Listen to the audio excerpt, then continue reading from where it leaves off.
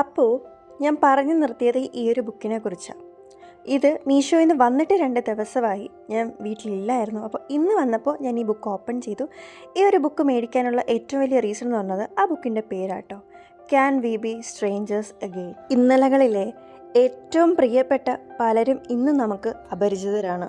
അൺഎക്സ്പെക്റ്റഡായി എങ്ങനെയൊക്കെയോ നമ്മുടെ ലൈഫിൽ വന്നിട്ട് നമുക്ക് ഏറ്റവും കൂടുതൽ ഹാപ്പിനെസ്സൊക്കെ തന്നിട്ട് പെട്ടെന്നൊരു ദിവസം അവരങ്ങ് പോകും. അപ്പോൾ നമുക്കിങ്ങനെ മനസ്സിൽ തോന്നില്ലേ, ഇവരെ നമ്മൾ ജീവിതത്തിൽ കണ്ടുമുട്ടേണ്ടിയിരുന്നില്ല എന്ന്. അവരങ്ങ് പോയി കഴിയുമ്പോൾ കൂടെ നമുക്ക് കിട്ടുന്നത് കുറച്ച് വേദനകളും, കുറച്ചധികം വേദനകളും, പിന്നെ കുറച്ച് മെമ്മറീസുമാണ്. വൈകിട്ടായപ്പോൾ ഞാനും കിരൺചേട്ടനും കൂടെ കിരൺചേട്ടൻ്റെ ഏറ്റവും ക്ലോസ് ആയ ഫ്രണ്ട്സിൻ്റെ അടുത്ത് പോയി. അവരടുത്ത് ചെന്നിരിക്കുമ്പോൾ മനസ്സിലുണ്ടായിരുന്ന ഭാരങ്ങളെല്ലാം ഇച്ചിരി ഒഴിഞ്ഞു കിട്ടും. ആക്ച്വലി ഇത് ഞങ്ങൾക്കൊരു തെറാപ്പി ആട്ടോ, ഇങ്ങനെ ഇടയ്ക്ക് കൂടുന്നത്.